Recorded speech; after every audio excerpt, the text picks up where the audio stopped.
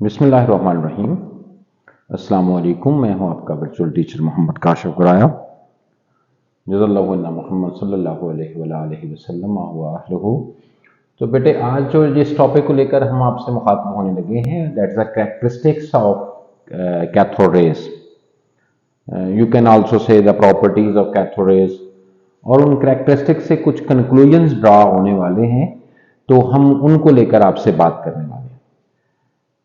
Topic इंतहाई interesting होने वाला है, क्योंकि हम इसका कंसेप्ट जो है वो क्लियर करने की कोशिश करेंगे और कुछ मैजिकल और फैसिनेटिंग इसमें गुफ्तगू भी होने जा रही है।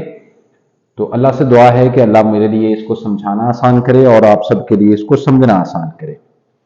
तो इसका पहला कैरेक्टर जो डिस्कस किया गया है वो ये है कि ये रेज जो हैं वो स्ट्रेट लाइन के ऊपर ट्रैवल करती हैं। इसकी ट्रैवलिंग का कि ये स्ट्रेट लाइन के ऊपर ट्रैवल करती हैं, ये किसी एंगुलर पाथ के ऊपर ट्रैवल नहीं करती। अब मेरा एंगुलर पाथ कहने से क्या मुराद है वो मैं आपको समझाता हूँ। और जो स्ट्रेट लाइन पर ट्रैवल करती हैं वो परपेंडिकुलर, मैंने परपेंडिकुलर ऐसे लिखा है क्योंकि 90 डिग्री का एंगल परपेंडिकुलर होता है, तो आप ऐसे भी लिख सकते हैं। तो perpendicular the surface of cathode. असल में जो इसका दूसरा कैरेक्टर है वो मैं यहां से रीड कर देता हूं, फिर हम इन दोनों कैरेक्टर्स को मिलाकर भी बात करते हैं। दूसरा कैरेक्टर ये है कि these rays can cast shadow, sharp shadow, ये साया क्रिएट करती हैं किसी भी गैर शफाफ ऑब्जेक्ट का, एन ओपेक ऑब्जेक्ट का, जो उनके रास्ते में रखा गया हो। अब इन दोनों बातों को हम पहले इस बात को समझाते हैं, ये क्या कहा गया है। तो for example we have electric discharge tube, जिसके एक एंड पर मैंने कैथोड को सिर्फ हाईलाइट किया है, एनोड को हाईलाइट नहीं किया, क्योंकि कैथोड रेज पीछे हम पढ़कर आए हैं और पढ़ाकर आए हैं कि ये कैथोड से इमर्ज आउट होती हैं, निकलती हैं। तो अगर इनके रास्ते में एक ओपेक ऑब्जेक्ट रख दिया जाए, गैर शफाफ, तो देखा गया है कि इस ओपेक ऑब्जेक्ट जहां रखते हैं उसके बिल्कुल सामने इस ओपेक ऑब्जेक्ट का शैडो क्रिएट होता है। जैसे यहां कहा गया कि these rays can cast sharp shadow, किसका? ऑफ एन ओपेक ऑब्जेक्ट का, जो उनके रास्ते में रखा गया हो। तो इसका एक शैडो क्रिएट होता है। अब जो शैडो क्रिएट होता है ये हमें किस बात की निशानदेही करता है और ये किस बात की वजाहत करता है? आपने इस बात को गौर किया होगा कि जो सन से रेज आती हैं, अगर सन सुबह उफक पर है और हम कहीं बाहर लान में खड़े हैं, तो हमारा शैडो बिल्कुल उसके अपोजिट जाएगा। इसका मतलब है कि ये जो प्रॉपर्टी है कि ये अपने रास्ते में पड़ा हुआ ओपेक ऑब्जेक्ट का शैडो बिल्कुल स्ट्रेट लाइन पर जो है वो क्रिएट करती हैं, ये इस बात की इंडिकेशन है और इस बात का प्रूव है कि ये लाइन जो है, ये कैथोड रेज जो है, these are the cathode rays, ये स्ट्रेट लाइन के ऊपर मूव करती हैं। इस लिहाज से इनका सामने जो शैडो रखा गया था, ओपेक ऑब्जेक्ट रखा गया था, उसका शैडो भी स्ट्रेट लाइन पर नजर आए। जैसे कि वो सन जो है, जैसे बिल्कुल उफक जो है वो सेंटर में हो, तो आपने इसको देखा है कि उसका शैडो, हमारा शैडो जो है, हम एक मटेरियल बॉडी है तो हमारे पांव पर उसका शैडो आता है। अगर सन जो है वो सेट के मकाम पर हो तो हमारा शैडो जो है उसके उलट साइड पर जाता है। तो ये इस बात की निशानदेही है, जैसे मैं तीसरी दफा कहने लगा हूं कि ये लाइन, ये कैथोड रेज जो है वो स्ट्रेट लाइन के ऊपर मूव करती हैं। वर्सेस फॉर एग्जांपल, आप इसको, मैं अब इसको अरेज करने लगा हूं तो इसको समझिएगा कि अगर ये line cathode rays straight line पर मूव ना करती, इस एंगुलर पाथ के ऊपर मूव करती, ये एंगल बना दिया, टेढ़े रास्ते पर मूव करती, तो फिर इस ओपेक ऑब्जेक्ट का शैडो यहां नजर ना आता, इसका शैडो यहां नजर आता। और अगर ये लाइन इस तरह नहीं, इस एंगुलर पाथ के ऊपर मूव करती, ऐसे मूव करती, तो फिर शैडो इस ओपेक ऑब्जेक्ट का ना यहां नजर आता, ना यहां नजर आता, बल्कि यहां नजर आता। तो ये जो एक्सपेरिमेंट है कि इनके रास्ते में अगर ओपेक ऑब्जेक्ट रखा जाए तो उस ओपेक ऑब्जेक्ट का ये शैडो प्रोड्यूस करती है perpendicular to the cathode rays, perpendicular to the cathode. तो जो इस बात का प्रूव है कि ये rays perpendicular to the cathode straight line के ऊपर ट्रैवल करती हैं। ओके, अगर ये शैडो स्ट्रेट लाइन पर हासिल ना होता तो फिर ये इस बात का सबूत होता कि ये स्ट्रेट लाइन पर ट्रैवल नहीं करती।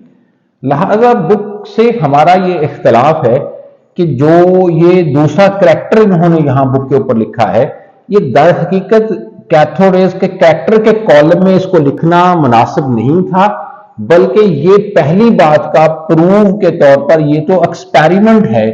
पहले कैरेक्टर में क्या बताया गया कि ये स्ट्रेट लाइन के ऊपर ट्रैवल करती हैं perpendicular to the cathode surface of cathode. तो इस बात को साबित करने के लिए ये तो एक्सपेरिमेंट है, ये उसका कोई कैरेक्टर नहीं है कि कैसे साबित करेंगे ये स्ट्रेट लाइन के ऊपर ट्रैवल करती हैं। तो अगर इनके रास्ते में एक ओपेक ऑब्जेक्ट रखा जाए तो उसका शैडो स्ट्रेट लाइन पर हासिल होता है, जिससे साबित होता है कि ये स्ट्रेट लाइन के ऊपर ट्रैवल करती हैं। अगर इसका शैडो जो है वो किसी एंगुलर पाथ के ऊपर नजर आता तो फिर साबित होता है कि ये स्ट्रेट लाइन पर ट्रैवल नहीं करती, किसी एंगुलर पाथ के ऊपर जो है वो ट्रैवल करती है। लिहाजा एक तो एतराज ये है, आल्दो कि हमें फॉलो तो नंबर हासिल करने के लिए इसको बुक को करना पड़ेगा, लेकिन कंसेप्ट क्लियर करवाना उस्ताद का फर्ज है, तो मैं वो गलत बात को यहां कोड नहीं कर सकता। तो it is not a character of cathode rays, it is a experiment to prove that character. इसमें एक और भी बुक की गलती है, वो भी समझिएगा। जैसे मैंने शुरू में कहा था कि काफी इंटरेस्टिंग होने वाला है ये टॉपिक। तो इस कैरेक्टर से, किस कैरेक्टर से, जो बुक के ऊपर उसने कैरेक्टर लिखा है, जिसको वो कैरेक्टर कहता है कि ये एक ओपेक ऑब्जेक्ट का शैडो क्रिएट करने की सलाहियत रखती हैं, इससे वो आगे जो कंक्लूजन ड्रा करता है, नतीजा ड्रा करता है, वो ये कहता है कि these rays are not merely rays, ये रेज ही नहीं है बल्कि ये मटेरियल पार्टिकल्स हैं। अब आप आपने समझ लें इस बात को, ये भी मेरे जो हकीर सा इल्म है, ये कंक्लूजन भी इससे ड्रा नहीं होता इस बात से, इससे सिर्फ ये कंक्लूजन ड्रा होता है इस बात से कि ये स्ट्रेट लाइन पर ट्रैवल करती हैं। ये भी इससे कंक्लूजन ड्रा नहीं होता, बुक के ऊपर लिखा गया है। जब पेपर में सवाल आएगा तो अब तो आपको और याद रहेगा, मैंने इतने एतराज़ात बुलंद कर दिए हैं। तो इससे कंक्लूजन ये ड्रा क्यों नहीं होता? भाई बात ये है कि शैडो किसी मटेरियल बॉडी का बनता है। जैसे सन से आने वाली रेज जब मेरे साथ टकराती हैं तो उसके जिस सम्मत में वो मुझसे टकराती हैं, अगर सन उफक पर है, जिस तरह मेरा हाथ बुलंद हो रहा है कि इस तरफ मैं जहां खड़ा हूं तो ये उफक है, जब सन रेज होता है, तुलू होता है, तो जो है वो रेज उसकी इस डायरेक्शन में आती है, तो मेरा शैडो मेरे पीछे बनता है। तो वो इस बात का प्रूव है कि जो मटेरियल पार्टिकल उन रेज के सामने खड़ा है वो है क्या भाई, वो बॉडी जो उन रेज के पाथ के सामने खड़ी है वो बॉडी मटेरियल इन नेचर है। ये एक्सपेरिमेंट इस बात को साबित करता है कि ये जो शैडो क्रिएट हो रहा है ये रेज का थोड़ी हो रहा है, ये तो इस ओपेक ऑब्जेक्ट का क्रिएट हो रहा है। तो ये तो इस बात को साबित करता है कि ये ओपेक ऑब्जेक्ट जो है ये मादा है, ये मटेरियल बॉडी है, क्योंकि जिसका शैडो क्रिएट होगा वो मैटर होगा। जैसे मैं मटेरियल इन नेचर हूं तो मेरा शैडो जो क्रिएट होगा, तो ये तो इस बात को साबित करता है कि ये मटेरियल बॉडी है। ये एक्सपेरिमेंट इस बात को कंक्लूड नहीं करता कि रेज मटेरियल इन नेचर है, जबकि ये हाँ, इसमें कोई दो राय नहीं है, रेज वाकया ही मटेरियल इन नेचर है। और अगर इस बात को साबित करना हो कि मटेरियल इन नेचर है तो ये एक्सपेरिमेंट काम नहीं करता, एक और एक्सपेरिमेंट है वो काम करता है। तो वो बुक के ऊपर डिस्कस नहीं है, लेकिन हम उस एक्सपेरिमेंट की बात करते हैं। वो एक्सपेरिमेंट ये है कि अगर कैथोड रेज, जैसे ये फॉर एग्जांपल मैंने एक डिस्चार्ज ट्यूब रफ सी ड्रा की है, तो इसके एक एंड पर कैथोड दिखाया गया है, जिससे कैथोड रेज इमर्ज आउट हो रही है, मैंने 2 रेज दिखाई हैं। अगर इनके रास्ते में एक स्मॉल पैडल व्हील लगा दिया जाए, जैसे हम छोटे थे जब, और आप छोटे थे तो आप अपने घर के लान में ट्राईसाइकिल चलाया करते थे, तो छोटे छोटे उसके ऊपर पैडल होते थे जो सेंट्रल एक्सल के अराउंड रोटेट कर सकते थे। तो ये रेज अब इन पैडल्स पर फॉल करती है तो इस पैडल व्हील को ये रोटेट कर देती है। ये एक्सपेरिमेंट भी देखा गया है, यहां मेंशन नहीं है लेकिन ये आप हाई क्लास में सुन लेंगे। अब जैसे ये रेज इन पैडल व्हील को जो है वो मूव करवा सकती हैं, तो इन पैडल व्हील का डेफिनेटली कुछ मास भी है, और डेफिनेटली जब ये मूव करेंगे तो कुछ वेलोसिटी भी होगी। ये इस मास इनटू वेलोसिटी को मोमेंटम कहते हैं। प्लीज गौर से सुनिएगा, बात जितनी बड़ी मुश्किल हो हम उसको आसान कर देंगे, लेकिन गलत बात नहीं हम कर सकते। तो जैसे एक कैरेक्टर है मटेरियल बॉडी का, मटेरियल उसको कहते हैं जिसका कुछ मास होता है, कि उसका डेफिनेटली जब वो मूव करती है तो उसका कुछ वेलोसिटी भी होती है। तो एक material body with certain momentum, momentum क्या है, mass of that body and velocity of that body. एक मटेरियल बॉडी जब किसी दूसरे मटेरियल बॉडी के साथ जाकर स्ट्राइक करती है विद सर्टेन मोमेंटम। तो ये उसका करैक्टर है, ये खसूसियत है कि दूसरी बॉडी का मोमेंटम जो है वो चेंज कर देती है। ये डेल्टा क्या है, ये चेंज के लिए लिखा जाता है। जैसे मैंने ये दो डॉट लगाए हैं, तो हम बचपन में जब बंटे या अखरोट खेला करते थे, अगर हम या आप नहीं खेलते थे तो दूसरे बच्चों को खेलते हुए देखते होंगे, तो वो एक बच्चा जब एक अखरोट को अपने हाथ से छोड़ता था, फेंकता था, तो वो अखरोट मटेरियल है, जब वो मूव करता था तो उसकी कुछ वेलोसिटी भी होगी डेफिनेटली, यानी मैस इनटू वेलोसिटी, उसका कुछ मोमेंटम होगा। तो आपने देखा जब वो जमीन पर पड़े हुए अखरोट के साथ जाकर फेंके जाने वाला बंटा स्ट्राइक करता है, तो इस बंटे या इस अखरोट का की वेलोसिटी चेंज करता है, अपनी जगह से दूसरी जगह पर शिफ्ट हो जाता है। तो जब उसकी वेलोसिटी चेंज होती है तो गोया मैस तो नहीं चेंज हो रहा, लेकिन वेलोसिटी कब चेंज होगी तो उसका मोमेंटम भी चेंज होगा। तो ये करैक्टर है कि कोई भी मूविंग मटेरियल पार्टिकल जब किसी दूसरे मटेरियल पार्टिकल के साथ स्ट्राइक करता है, तो वो बंटा कभी दुनिया में हो नहीं सकता कि टकराने के बाद भी वो अपनी जगह पर रहे, उसमें जरूर अब उसकी वेलोसिटी चेंज होनी है, तो उसका मोमेंटम जरूर चेंज होगा। तो इसी तरह जब ये मटेरियल, ये रेज हैं, तो जब ये क्या है, पैडल व्हील, आप इस बंटे को ये पैडल व्हील समझ लें जिसका कुछ मैस भी है, तो जब ये इसके साथ स्ट्राइक करेंगे तो इसको मूव करवा देंगे गोया इस बंटे जैसे, तो गोया इसकी वेलोसिटी चेंज होगी, गोया इसका मोमेंटम चेंज होगा। तो लिहाजा इस खुसूसियत करैक्टर के मुताबिक ये साबित होता है कि ये भी मटेरियल पार्टिकल हैं, डेफिनेटली इनका भी कुछ मैस और वेलोसिटी होगी। इसी वजह से तो जब ये इस मटेरियल पार्टिकल के साथ स्ट्राइक किए तो इसकी मैस और वेलोसिटी जो है, यानी मोमेंटम को क्या किया, इसने चेंज किया। तो इस एक्सपेरिमेंट जो आपकी बुक के ऊपर दर्ज नहीं है, लेकिन इस बात को कि ये मटेरियल इन नेचर हैं, इस बात को इस एक्सपेरिमेंट से साबित किया जा सकता है, इस एक्सपेरिमेंट से साबित नहीं किया जा सकता। हाँ, तो तीसरा करैक्टर है आपके बुक के ऊपर, वो क्या है कि ये रेज जब भी किसी दूसरे बॉडी के ऊपर स्ट्राइक करती हैं तो ये हीट प्रोड्यूस करती हैं, ये उसका टेम्परेचर रेज कर देती हैं। जैसे कि आप जो है वो ट्यूब लाइट जो रॉड वाली है, जब वो कुछ देर तक चलती रहे, उसमें कैथोड रेज पास कर रही होती हैं, कैथोड से रेज निकलकर एनोड की तरफ जा रही होती हैं, तो आप उसकी वाल को टच करें तो वो उसका टेम्परेचर रेज हो चुका होता है, वो ट्यूब जो है वो हीट अप हो चुकी होती है। ये आपको पता है, ये बहुत सिंपल सा एक्सपेरिमेंट है कि अगर आपके पास कोई भी फाइल है, फॉर एग्जांपल आयरन की कोई फाइल है जो मटेरियल इन नेचर है, तो आप उसके ऊपर हथौड़ा मार दें, हैमरिंग कर दें, ये भी हथौड़ा भी क्या है, मटेरियल इन नेचर है। तो जब ये केमिकल आप उसको बार बार उसके ऊपर वो हथौड़ा मारेंगे, तो आप कुछ देर के बाद आप इसको टच करेंगे तो ये हीट अप हो चुकी होगी।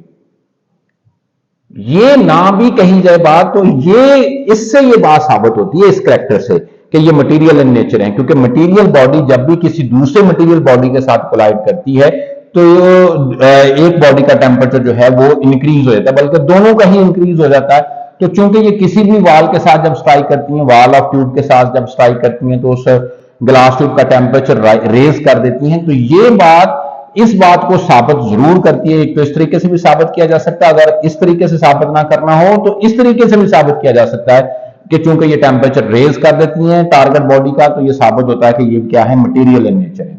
ये दो तीन इख्तिलाफ थे, वो मैंने यहां पर आपके सामने रख दिए। जो इसका फोर्थ करैक्टर है वो क्या है कि इन रेज के ऊपर चार्ज कौन सा मौजूद है, तो ये नेगेटिवली चार्ज रेज होती हैं। ये कैसे साबित किया जा सकता है, ये एक मैंने इलेक्ट्रिक डिस्चार्ज ट्यूब अलहदा डिजाइन की बनाई है, तो जिसके इस एंड पर मैंने कैथोड दिखाया है। तो कैथोड रेज जो हैं वो जब स्ट्रेट लाइन पर ट्रेवल करती हैं, तो ये भी उनका करैक्टर है कि जब भी वो स्ट्राइक करेंगी किसी भी टारगेट वाल के साथ, अगला करैक्टर हम पढ़ाते हैं, जैसे यहां पर लिखा है कि लाइट प्रोड्यूस हो जाएगी, अगला करैक्टर है। लाइट प्रोड्यूस करने की सलाहियत रखती हैं ये रेज जब ये किसी टारगेट मटेरियल वाल के साथ जाकर स्ट्राइक करती है, तो ये स्ट्रेट लाइन पर ट्रेवल करती हैं, तो यहां पर ये लाइट प्रोड्यूस करेंगे। लेकिन अगर इसके अराउंड एक इलेक्ट्रिक फील्ड लगा दिया जाए, वो फील्ड क्या है, पॉजिटिव इलेक्ट्रोड और नेगेटिव इलेक्ट्रोड का सम को क्या कहते हैं, इलेक्ट्रिक फील्ड कहते हैं। तो अगर आप एडिशनली एक इलेक्ट्रिक फील्ड जो है वो यहां लगा दें, जिसकी पॉजिटिव प्लेट आपको यहां नजर आ रही है, तो फिर जब आप ये फील्ड अप्लाई करेंगे, इसको बैटरी के टर्मिनल्स के साथ आप कनेक्ट करेंगे, तो आपको लाइट यहां से पॉजिटिव टर्मिनल की तरफ शिफ्ट होती हुई नजर होगी, आएगी, यहां नजर नहीं फिर आएगी। तो चूंकि ये रेज बेंड हो जाती हैं पॉजिटिव प्लेट की तरफ, जिससे साबित होता है कि हमें पता अपोजिट चार्ज एक दूसरे को अट्रैक्ट करते हैं, तो जिससे साबित होता है कि इन रेज के ऊपर जो चार्ज है वो कौन सा है, वो नेगेटिव चार्ज है, as these are attracted towards the positive plate, जिससे साबित होता है कि ये रेज जो है वो नेगेटिवली चार्ज है। अगला करैक्टर भी हमने यहां पर आपको समझा दिया है कि इसका ये करैक्टर है कि जब ये किसी टारगेट वाल के साथ जाकर स्ट्राइक करती हैं तो वहां पर रोशनी पैदा करने की सलाहियत रखती हैं। इसकी दो और प्रॉपर करैक्टर्स हैं आपकी बुक के ऊपर डिस्कस, वो हम इसके बाद हम उसको डिस्कस करें। जो नेक्स्ट करैक्टर है कैथोड रेज का, that was in fact experiment which was conducted by J.J. Thomson scientist। तो J.J. थॉमसन ने charge by mass ratio cathode rays की जो है वो डिस्कवर की, कैलकुलेट की। तो चार्ज बाई हर अगर ये मटेरियल पार्टिकल हैं, जैसे कि हम पीछे दो एक्सपेरिमेंट से साबित करके आए हैं कि कैथोड रेज दर हकीकत मटेरियल पार्टिकल हैं। एक ये था कि ये एक स्मॉल पैडल व्हील को अगर उसके रास्ते में, इनके रास्ते में रख दिया जाए तो ये उनको ड्राइव कर सकते हैं। दूसरा ये था कि जब ये किसी मटेरियल दूसरे पार्टिकल के साथ जाकर टकराते हैं तो उसका टेम्परेचर रेज कर देते हैं। तो अगर ये मटेरियल पार्टिकल है तो डेफिनेटली इनका कुछ मैस होगा। तो डेफिनेटली पिछले एक्सपेरिमेंट में हम पिछले करैक्टर्स में ये भी डिस्कस कर चुके हैं कि इनके ऊपर नेगेटिव चार्ज है, mean these definitely will carry some charge. तो अगर जो चार्ज उसके ऊपर मौजूद है उसको डिवाइड कर दिया जाए मैस ऑफ दीज इलेक्ट्रॉन्स के ऊपर, तो इसको कहते हैं चार्ज बाई मास रेशो। ये अलग-अलग एंटिटी नहीं है, एंटिटी ये एक ही है, लेकिन इस लेवल पर अलग-अलग खोल जो है हिज्जे करके आपको समझाया है। तो ये भी बुक के ऊपर नहीं है, लेकिन आपको पता होना चाहिए कि J.J. थॉमसन ने कितनी charge by mass ratio cathode rays की कैलकुलेट की थी। It was 7.75 × 10⁻11 coulomb per KG. इस वैल्यू से क्या मुराद है, पर केजी। इसका मतलब है कि अगर इलेक्ट्रॉन की मास कितना हो, 1 केजी हो, तो उनके पर चार्ज कितना होगा, वो 1.75 × 10⁻11 कूलम 1 केजी ऑफ इलेक्ट्रॉन के ऊपर चार्ज होगा। ये है जी चार्ज बाई मास रेशो। तो इतनी वजाहत कर दी है तो अब इंशाल्लाह ये भूलने वाली बात नहीं है कि J.J. थॉमसन ने जो है वो charge by mass ratio cathode rays की कैलकुलेट की थी। बुक के ऊपर जो डिस्कवर लिखा है बेहतर होता है कि अगर वो लिखता कि कैलकुलेट की थी। ये प्रॉपर्टी जहां हमने इतने सारे एतराज उठाए हैं तो ये प्रॉपर्टी इसने बड़ी अच्छी लिखी है बुक के ऊपर। इसमें यह डिस्कस किया है कि ये देखा गया है कि जो मर्जी गैस यूज कर दी जाए डिस्चार्ज ट्यूब के अंदर, जो डिस्कवरी ऑफ कैथोड रेज में मैंने आपको पीछे पढ़ाया है कि उसके अंदर कोई एनी गैस मौजूद थी, जो मर्जी गैस यूज कर दी जाए और कैथोड जो बनाया गया है वो मेटल का बना है, वो जिस मर्जी मेटल का वो कैथोड बना दिया जाए, जिस मर्जी मटेरियल का वो कैथोड बना दिया जाए। डिफरेंट मटेरियल का कैथोड बनाकर डिफरेंट एक्सपेरिमेंट्स किए गए, डिफरेंट एक्सपेरिमेंट्स में डिफरेंट कैथोड्स डिफरेंट मेटल्स के लिए गए और डिफरेंट गैसेस उनमें फिल करके देखा गया। तो देखा गया कि जो कैथोड रेज प्रोड्यूस होती हैं वो उनकी नेचर के ऊपर कोई फर्क नहीं होता, उनकी टाइप सेम रहती है। टाइप से सर क्या मुराद है, टाइप सेम रहने से मुराद, यानी फॉर एग्जांपल एक एक्सपेरिमेंट ये किया गया जिसमें आप ये कह लें कि टिन का जो है वो कैथोड लिया गया और गैस जो है वो यूज की गई फॉर एग्जांपल नाइट्रोजन। तो जो कैथोड रेज प्रोड्यूस हुई तो इनकी charge by mass ratio calculate की गई और वो यही सामने आई 1.75 × 10⁻11। दूसरा एक्सपेरिमेंट किया गया, दूसरे एक्सपेरिमेंट में टिन यूज नहीं किया गया, दूसरे एक्सपेरिमेंट में फॉर एग्जांपल लेड यूज किया गया और नाइट्रोजन गैस यूज नहीं की गई, ऑक्सीजन गैस यूज की गई। तो इस लेड के कैथोड से जो कैथोड रेज प्रोड्यूस हुई उनकी भी charge by mass ratio calculate की गई, तो वो भी सामने कितनी आई 1.75 × 10⁻11 कूलम पर केजी। तो साबित हुआ कि कोई भी गैस यूज कर ली जाए या डिफरेंट मेटल्स के क्या भी कैथोड्स यूज कर लिए जाए तो जो प्रोड्यूस होने वाली कैथोड रेज हैं उनकी टाइप सेम रहती है, मीन दैट उनकी charge by mass ratio same रहती है। इन दो एक्सपेरिमेंट से कुछ कंक्लूजन ड्रा हुए, हम उसके ऊपर बात करते हैं। इस एक्सपेरिमेंट से क्या कंक्लूजन ड्रा हुए, इससे यह कंक्लूजन ड्रा हुआ कि नेचर कैथोड रेज की इंडिपेंडेंट होती है किसकी नेचर से, गैस की नेचर से जो ट्यूब के अंदर यूज किया जाए या मटेरियल ऑफ कैथोड से। ये तो बात साबित होगी, इसको तो मजीद वजाहत करने की जरूरत ही नहीं। यानी कैथोड रेज की नेचर यानी उनकी चार्ज बाई मास रेशो ना तो गैस के ऊपर डिपेंड करती है ना मटेरियल ऑफ क्या भी कैथोड के ऊपर डिपेंड करती है। तो दूसरा है वो समझने से ताल्लुक रखता है और ये बड़ा अहम ये दो जुज हैं, जो दो और कंक्लूजन हैं आपके ऊपर, क्योंकि आपकी बुक का एक्सरसाइज का क्वेश्चन नंबर 2 भी आपको इसी से समझ आएगा अगर आपको ये दो बातें समझ आएगी। ये देखा गया कि charge by mass ratio cathode rays की जो कैलकुलेट की गई, आपसे अभी बात की गई कि वो कितनी है, 1.75 into 10 की पावर 11 कूलम पर केजी है। और चार्ज पे मास रेशियो प्योर इलेक्ट्रॉन की कैलकुलेट करके देखी गई तो वो भी नजर आई, वो भी कितनी है, 1.75 into 10 की पावर 11 कूलम पर केजी है। अच्छा, इससे क्या नतीजा निकला?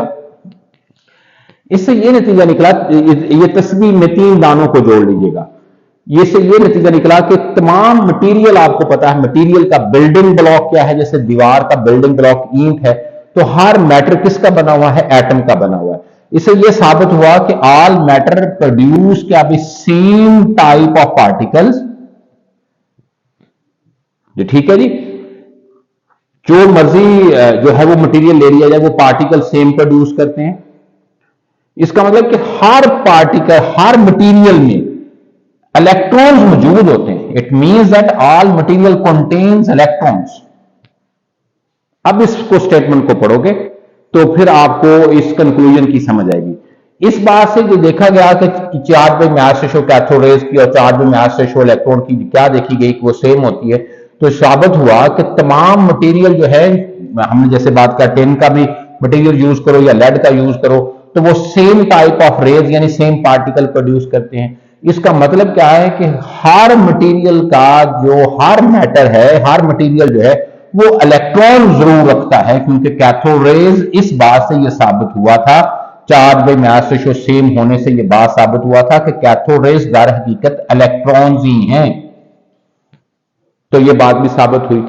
अब जो इसकी थर्ड कैरेक्टर है उसको पढ़े, और that's all about that lecture. इससे यह बात भी साबित हुई है कि ऑल मैटर जो है वो किसके बने हुए हैं, हम सबको पता, तमाम मैटर किसके बने हुए हैं, एटम के बने हुए हैं। और हर मैटर में मीन, इससे क्या साबित होता है कि इलेक्ट्रॉन्स मौजूद होते हैं। मैटर, एटम और इलेक्ट्रॉन, इनका संबंध देख ले, इनका रिश्ता देख ले। सारा मैटर जो है वो एटम्स का बना हुआ है, इसको हर बच्चा छोटा बड़ा जानता है। और हर एटम में मीन टू से क्या भाई, इलेक्ट्रॉन्स मौजूद होते हैं, ये नहीं बदलते। अच्छा, इससे साबित क्या होता है, आप एक बड़ा सा कमरा बना लेते हैं तो उसकी पहले बुनियाद जो है वो आप बनाते हैं, उसको फाउंडेशन कहते हैं, उसको फंडामेंट्स ऑफ दैट बिल्डिंग कहते हैं। फंडामेंटल का लफ्जी मानी बुनियाद होता है। आप ऊपर से सारे कमरे को चेंज कर सकते हैं, लेकिन बुनियाद को नहीं हिला सकते। अगर आप बुनियाद को हिलाएंगे तो सारी बिल्डिंग जो है वो खत्म हो जाएगी, वो गिर जाएगी, उसका वजूद बाकी नहीं रहेगा। तो फंडामेंट जो है, जो बुनियाद है, जो फाउंडेशन है, जो फंडामेंट है, इसका ये करैक्टर है, इसकी ये खसूसियत है, इसको चेंज नहीं किया जा सकता।